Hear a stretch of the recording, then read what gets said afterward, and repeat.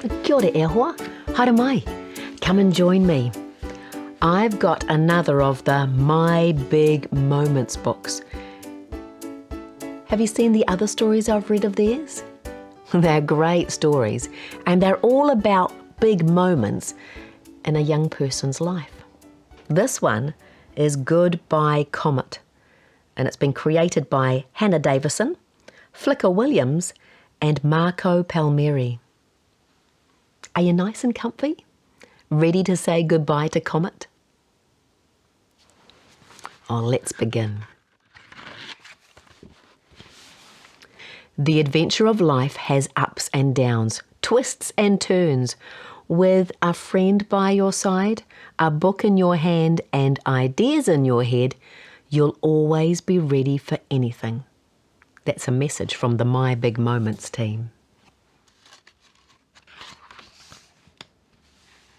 In the branches of Perry's tree lived a cheeky cockatoo named Comet. Can you see him here in the tree?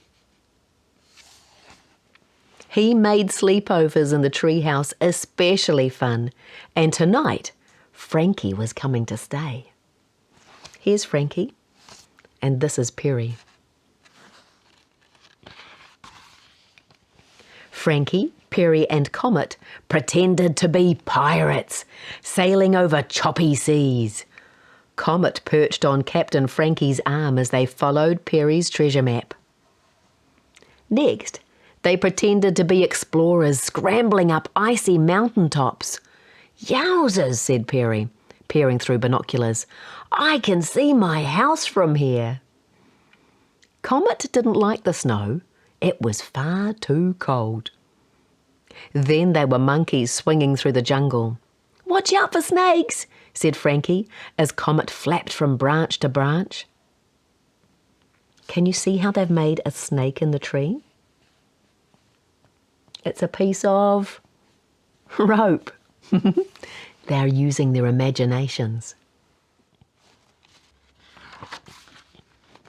That night, Perry and Frankie snuggled into pajamas and sipped hot chocolate with marshmallows. Yum! They sat stargazing, trying to pick out the twinkliest star in the sky. A shooting star zipped across the darkness.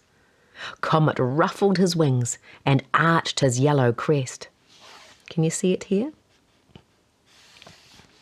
The three friends watched with big, round eyes. Have you ever seen a shooting star? Pretty amazing. In the morning, their tree was strangely quiet. Comet wasn't squawking in the branches like he usually did. Perry and Frankie got out of bed to find him. They looked across at all the other trees, but he wasn't there either. Then they peered down to the ground below. What do you think they'll find? Oh no! There he was, lying on the grass. Comet was very, very still. "Comet!" cried Perry as he rushed down the ladder. "What's happened?" asked Frankie. Comet didn't move. He didn't squawk. He didn't even blink. Very gently, Perry picked him up and pressed his ear to Comet's chest. But he couldn't hear the thump, thump, thump of Comet's heartbeat. The life had gone from Comet's body. He was dead.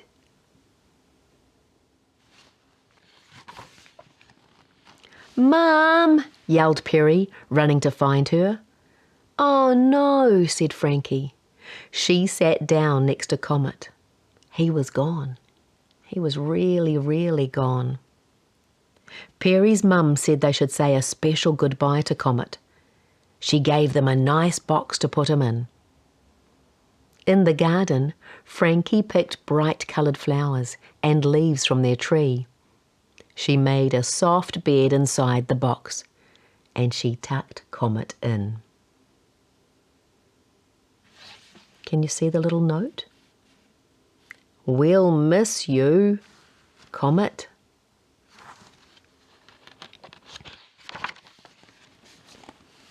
Perry dug a hole in the ground, and together they buried the box.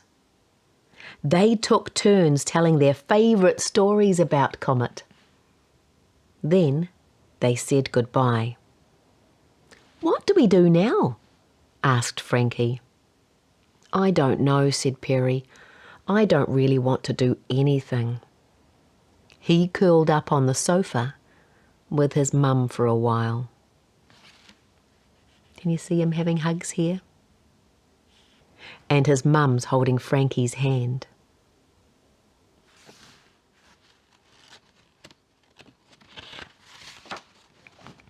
Frankie climbed back up to the treehouse, but it just didn't feel right. There was no pirate ship rocking on the water, no cold snowy mountain, no green jungle without Comet. Sad tears rolled down Frankie's cheeks and dripped off the end of her nose.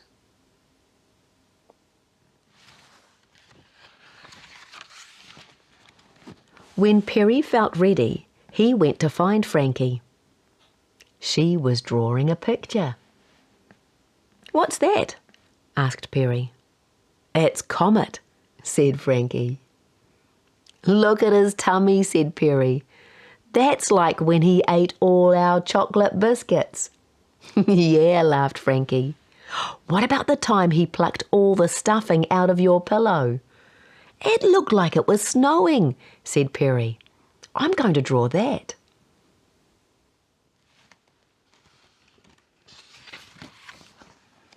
Perry and Frankie drew pictures of Comet as they remembered the funny things he did. They pinned them on the walls of their treehouse. Wow, look at all the pictures. Slowly, they both started to feel a little bit better. "Do you want to have a sleepover again tonight?" asked Perry.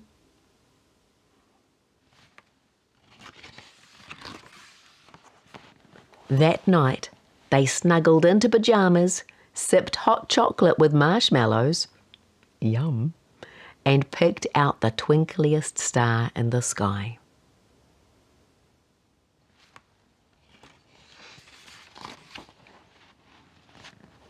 "I miss Comet," said Perry. "Me too," said Frankie, "but we'll always remember him." They looked at the memories they had made which decorated the treehouse walls. Then the two friends closed their eyes and dreamed of the adventures that waited for them in the morning. They've got some wonderful memories of Comet, haven't they? They can always think about him. He'll stay in their hearts and in their minds. Well, that's the end of the story. And in the back of the book, as they always do, the My Big Moments team have put some ideas for grown-ups. When somebody dies, or a pet or an animal dies, it's a big moment. Here are some ideas for how parents or caregivers can help the little people in their lives. If you want to find out more about this book and all the others they've written, you can visit mybigmoments.com. And if you've got an idea for a big moment that they haven't written about yet, you can either let them know on their website or you could comment down below. Maybe they could write a story about a big moment that you recommend. That would be cool, wouldn't it? You know something else that would be cool? You coming back and visiting me here. I love it when we read stories. Especially really helpful stories like this one here. I'll see you again soon. Ka kite.